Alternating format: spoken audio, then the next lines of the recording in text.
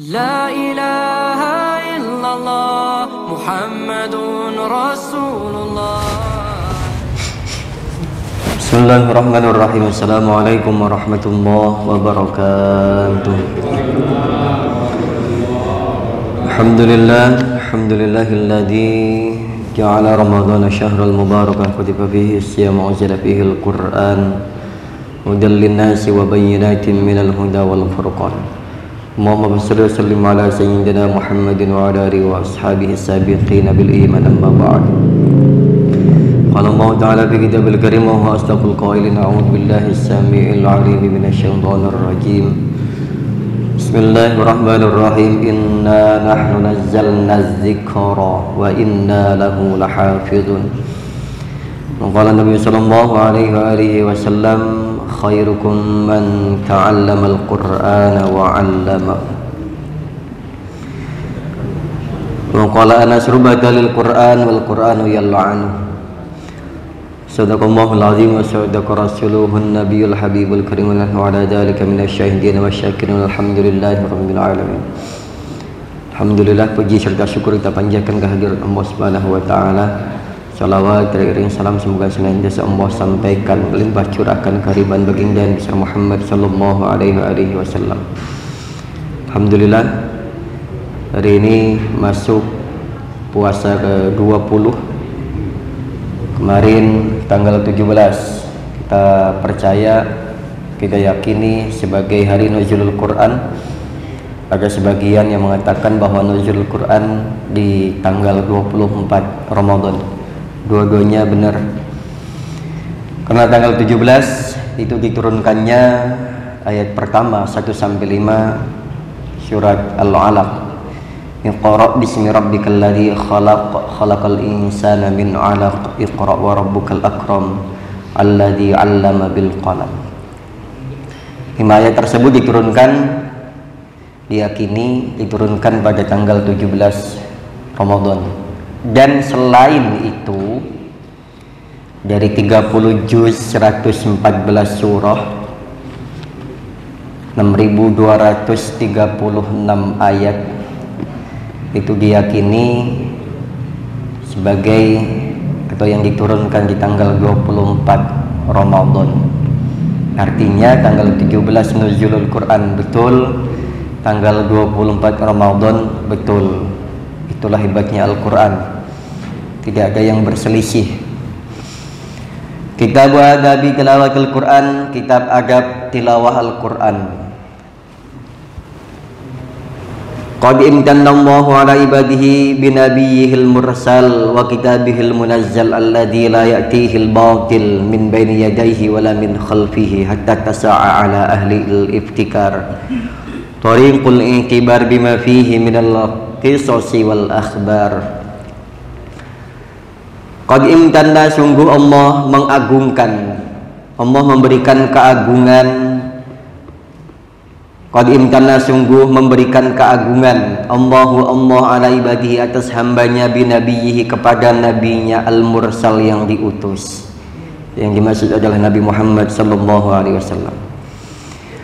Allah memberikan keagungan kemuliaannya kepada seluruh hamba-hambanya, dikhususkan terutama kepada nabinya yang diutus. Wa kitabihil munazzal, dan kitabnya Allah al-munazzal yang diturunkan, alladzi la ya'tihil batil, yang di dalamnya tidak mungkin terdapat kebatilan, min baini yadaihi, baik dari sisi depannya, wala min khalfihi, dan dari belakangnya. Dari sejak awal diturunkannya Al-Quran dan juga pamungkasnya Al-Quran itu tidak ada yang namanya kebatilan di dalamnya. Maka jangan mencari-cari kekurangan dari Al-Quran. Kalau sebagian pecahan cabang, istilahnya bahasanya Islam kan terpecah, terbagi ya. Itu sebagian mempercayai bahwa Al-Quran ini ya bisa dibilang nggak otentik lah, nggak apalah dan lain sebagainya. Apalagi dengan yang mushaf Utsmani misalnya dan lain sebagainya. Mereka ada yang sebagian punya Al-Quran sendiri. Nah, yang menurut kesepakatan dari ahli ilmu, pakar-pakarnya, Al-Quran yang saat ini kita pelajari, terutama di Indonesia khususnya, itu yang paling sahihnya, yang sangat betulnya. Memang yang benar-benar wahyu seutuhnya Al-Quran yang seperti yang kita pelajari selama ini, yang mana menjadi pedoman teguh Ahlus Sunnah wal Jamaah. Dari awal hingga akhir tidak ada kita temukan kebatilan, kekurangan, cacat dan lain sebagainya. Hatta tasa'ala ahli iftikar, sampai hatta tasa, sehingga Allah meluaskan ala ahli iftikar, atas para ahli pikir, orang para pemikir, ilmuwan yang mau mengambil thariqul i'tibar, mengambil jalan untuk mengambil i'tibar, ibarat bima fihi minal qisas wal akhbar, yaitu mengambil pelajaran dari Al-Quran, diambil dari sari-sari Al-Quran, isi kandungan Al-Quran, minal qisas wal akhbar, dari kisah-kisah para nabi, cerita-cerita, karena sebagian Al-Quran sebagian isinya kisah, wal akhbar dan kabar, cerita. Wa tadha, akan menjadi jelas bihi, dengan Al-Quran, sulukul manhaj, yaitu jalannya orang yang menempuh jalan menuju Allah Subhanahu wa ta'ala qawim, jalan yang kuat, wassiratil mustaqim, dan jalan yang lurus. Maka menjadi jelas dengan Al-Quran ini siapa yang kemudian betul-betul sedang menuju kepada Allah Subhanahu wa ta'ala, menaiki jalan yang lurus menuju siratal mustaqim kepada Allah Subhanahu wa ta'ala. Maka Al-Quran inilah menjadi hudal linnas, petunjuk bagi manusia, wa bayyinatin minal huda, dan menjadi penjelasan petunjuk itu sendiri. Coba kita perhatikan, Pak. Al-Quran adalah petunjuk, dan petunjuk itu pun wa bayyinatin minal huda, masih diberikan penjelasan dari petunjuk itu. Kalau kita ada handphone, kita ada yang namanya Google Map. Kita klik arah tujuan kita. Itu nanti kita nggak cukup dengan kita melihat itu, nanti ada diarahkan 10 meter belok kiri, belok kanan. Di situ pun ada yang namanya, misalkan ada masjid, bangunan-bangunan yang lainnya, tempat-tempat yang lainnya. Jadi kita pun petunjuk masih diberikan penjelasan daripada petunjuk itu, karena kita juga nggak mungkin kalau belajar sendiri begitu saja, maka kita diarahkan. Tapi kita bukan siapa-siapa, bukan ahli Quran, bukan mufassir dan lain sebagainya. Maka dengan membaca Al-Quran ini kita pun harus memiliki guru yang menunjukkannya. Maka kita nggak bisa dengan belajar sendirian kemudian lantas menjadi bisa, kemudian lantas tiba-tiba menjadi ustadz, menjadi kiai, ulama dan lain sebagainya. Bima fasula fihi minal ahkam, dan juga terperinci dengan jelasnya dari hukum-hukum. Di Al-Quran sebagian isinya adalah hukum-hukum, macam-macam aneka hukum, semua Islam diatur dalam Al-Quran ada.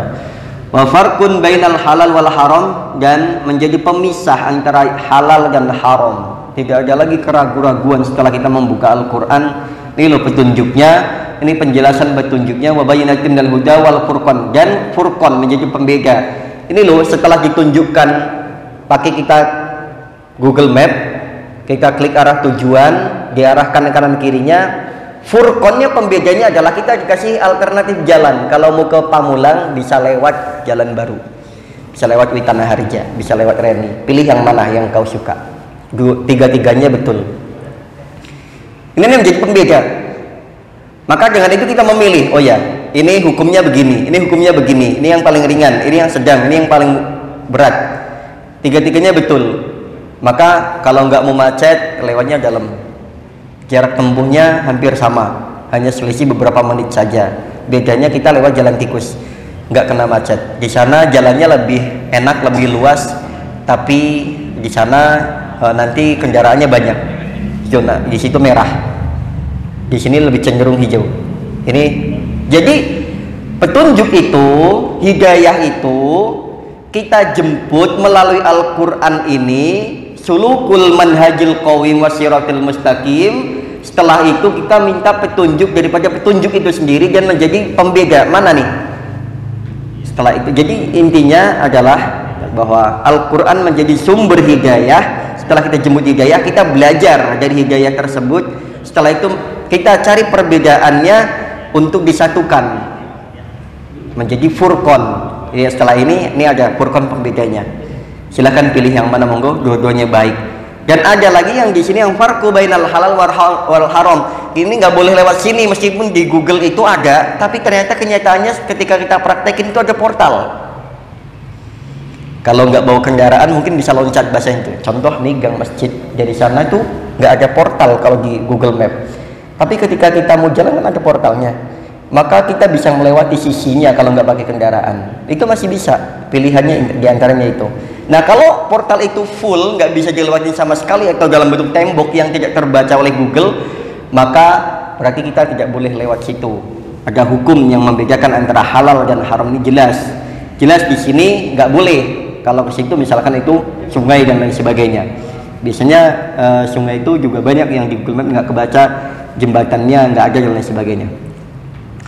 Fahuwa diya wa nur, yaitu antara menjadi penerang, cahaya, wabihin najat minal ghurur, dan penyelamat daripada segala hal-hal yang membahayakan atau kebatilan. Al-Quran di dalamnya fihi syifa'ul lima fis sudur, dan juga Al-Quran di dalamnya adalah syifa, penyembuh bagi penyakit-penyakit hati kita. Makanya kalau kita mau hati kita sembuh daripada sakitnya, banyak-banyak membaca Al-Quran. Itu janji Allah Subhanahu wa taala. Fihi syifa'ul lima fis sudur. Obat hatinya itu di sini. Makanya sering disyairkan, sering dilagukan bahwa di antara obat hati itu di antaranya adalah membaca Al-Quran.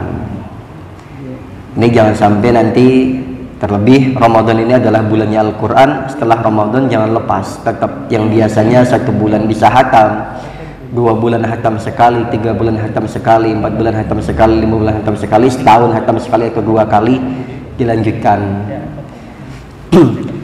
Man tamassaka bihi faqad hada, barang siapa yang berpegang teguh kepada Al-Quran, bihi dengan Al-Quran, faqad hada, sungguh dia mendapatkan petunjuk dari Allah Subhanahu wa taala. Satu, barang siapa yang betul-betul mau memegang teguh kepada Al-Quran, mempelajarinya, dipegang erat. Waman amila bihi faqad faza, dan barang siapa beramal dengan Al-Quran, faqad faza, maka sungguh dia beruntung. Sebagaimana firman Allah Subhanahu wa taala, inna nahnu nazzalna dzikra wa inna lahu lahafizun. Sungguh kami yang telah menurunkan Al-Quran. Zikra di sini adalah Al-Quran yang dimaksud. Wa inna, dan sungguhnya kami, lahu pada Al-Quran, pada zikr tadi, lahafizun, kami menjaganya. Jadi Allah menjaga Al-Quran itu sendiri, keautentikannya, kemurniannya, keasliannya dijaga oleh Allah sampai hari kiamat. Tidak ada satupun kitab yang sama seperti Al-Quran. Nanti boleh dicek. Al-Quran satu-satunya kitab yang meskipun hari kiamat itu nggak akan hilang. Kitab yang lain, Pak, kita tinggal di Indonesia, bahasanya Indonesia. Kitab yang lain tinggalnya di luar Indonesia dengan bahasa mereka, dan isi kandungannya lain. Setiap saat direvisi terus mengikuti zaman, tapi zaman yang mengikuti Al-Quran. Kitab yang lain mengikuti perkembangan zaman sehingga dia nggak nyampai. Makanya nggak ada satupun kitab yang selain Al-Quran yang dihafalkan oleh umatnya kecuali Al-Quran. Kalau di seluruh dunia ini semua kitab dimusnahkan termasuk Al-Quran, maka satu-satunya kitab yang dihafal oleh umatnya adalah kitab Al-Quran. Kitab Taurat, Injil, Zabur, semuanya dari mulai sampai ke bawah-bawahnya yang dipercaya oleh umat-umat lain, kalau itu dihilangkan di muka bumi ini, semuanya hilang. Tapi Al-Quran, meskipun mushafnya hancur, Meskipun hurufnya hilang, masih banyak para hafizul Quran yang di dadanya, di kepalanya tersimpan Al-Quran dengan baik dan rapi. Maka Al-Quran tidak akan pernah hilang bahkan sampai hari kiamat sekalipun. Tapi kitab lain, sekali kertasnya hilang, maka hilanglah ilmu dari dalamnya, karena tidak ada satupun umatnya yang menghafalkannya. Karena memang tidak ada janji Tuhan yang untuk menjaga kitabnya itu selain Al-Quran. Bukan hanya kitabnya yang Allah jaga, tapi para penghafalnya, para pentadaburnya, para pembacanya, para penghormat Al-Qur'annya, dan orang-orang yang menghargai dengan akhlak yang tinggi kepada Al-Qur'an juga Allah jaga. Wa min asbabi hifdhihi fil qulubi wal masahif, wa min asbabi, dan karena sebab-sebab Allah menjaganya melalui fil qulub, di hati para penghafal Al-Qur'an, wal masahif, dengan mushaf-mushaf yang dibukukan ini. Itulah cara Allah menjaga di antara yang tersurat.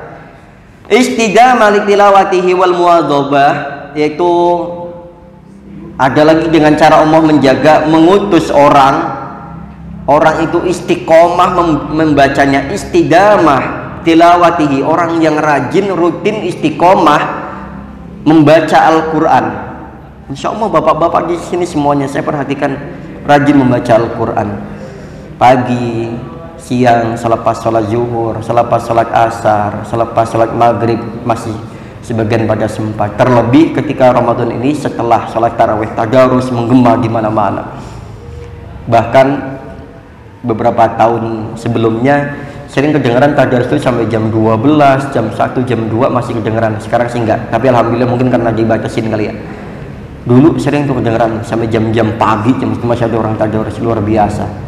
Itulah diantara kita diberikan cara Allah menjaga Al-Quran, dengan diantaranya menggerakkan orang-orang untuk membaca Al-Quran, istiqamah tilawatihi wal muwadzabah, dan menetapi atau yang meyakini dan juga mengistiqomahkan ala dirasatihi, atas menderes tadarus ya, dirasah itu tadarus, ma'al qiyam, beserta yang dibaca pada saat sholat malam, sholat tahajud, terutama sholat ketika kita Ramadan, sholat tarawih, biadabihi, dengan adab-adab yang tinggi, wa syurutihi, dan syarat-syarat yang kita jaga sepenuhnya. Alhamdulillah sekarang Quran ada di mana-mana, dibaca di mana-mana, penghafal Al-Quran di mana-mana, rumah Quran di mana-mana, semuanya Allah muliakan.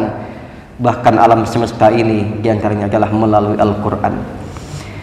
Wal muhafadzah ala ma amara bihi minal a'mal, ada lagi orang yang mungkin tadarusnya sedikit tapi amalannya adalah amalan Al-Quran. Mungkin dia tidak terlihat di masjid, tapi dia tadarus di rumah-rumahnya, di kantor-kantornya, di musola-musolanya, di aula-aulanya, bahkan di saat waktu-waktu dia santai kita tadarus. Mungkin nggak di hadapan kita, karena belum tentu ada orang yang mau di tempat umum, tidak semuanya. Ada dia yang sembunyi-sembunyi karena malu, ada yang di rumahnya bikin, ada yang punya majlis. Mungkin di sini kelihatan biasa, tapi bisa saja di kantornya dia adalah koordinator majelis taklimnya, atau di rosahnya, tadarusnya, atau mungkin di rumahnya sebagai penggerak di rumahnya, madrasah di rumahnya, dan lain sebagainya. Mungkin itu nggak kelihatan, tapi ada orang yang muhafadzah Allah jaga melalui orang-orang yang beramal dengan amal Al-Quran, baik al-batinah wal adabil zahirah, baik yang amalan batinnya maupun adab zahirnya. Allah jaga dengan orang-orang yang menghafalkan isi kandungan Al-Quran. Mungkin dia nggak kelihatan bahwa dia ahli pembaca Al-Quran, ngajinya nggak kelihatan bagus, biasa saja, tapi sedekahnya mengamalkan sedekah Al-Quran. Dia mengamalkan isi kandungan Al-Quran, menjadi orang baik di mana-mana, menjadi penolong, pemaaf, dan lain sebagainya. Mengamalkan isi kandungan Al-Quran. Mungkin dia nggak kelihatan jago baca Qurannya, biasa saja, tapi amalannya adalah amalan Al-Quran. Wadzalika, dan demikian, mala buddha, pasti min bayanihi wa tafsiri. Ini adalah kepastian dan penjelasan dari Allah Subhanahu wa taala bahwa bukti nyata Allah menjaga Al-Quran melalui banyak cara. Di antaranya adalah melalui kita semuanya yang Allah kuatkan kita. Di antaranya sholat kita pagi hari ini, dengerin kultum kita pagi hari ini, itu adalah amalan Al-Quran yang Allah gerakkan. Karena bisa jadi setelah sahur orang tidur lagi, atau dia sempat ke masjid, setelah itu bubar, nggak ada kajian atau taklim lagi dan lain sebagainya. Dengan cara ini di antara Allah menjaga. Di kita ada kajian khusus tahsinul kitab Al-Quran, dikaji. Kalau hari bulan Ramadan siang, nanti hari biasa malam dan lain sebagainya. Ada TPA, majelis-majelis taklim. Itu cara Allah di antaranya menjaga Al-Quran ini. Maka sangat betul bagaimana Allah menjaga Al-Quran ini dengan nyata, dengan berbagai macam cara yang Allah kehendaki. Mudah-mudahan kita di antara hamba-hamba Allah yang dijaga oleh Allah sepanjang hidup kita, dunia dan akhirat kita. Subhanaka rabbana wa bihamdika asyhadu an la ilaha illa anta astaghfiruka wa atubu ilaik. Taufiq wal hidayah waridha wal inayah ihdinas siratal mustaqim. Assalamualaikum warahmatullahi wabarakatuh.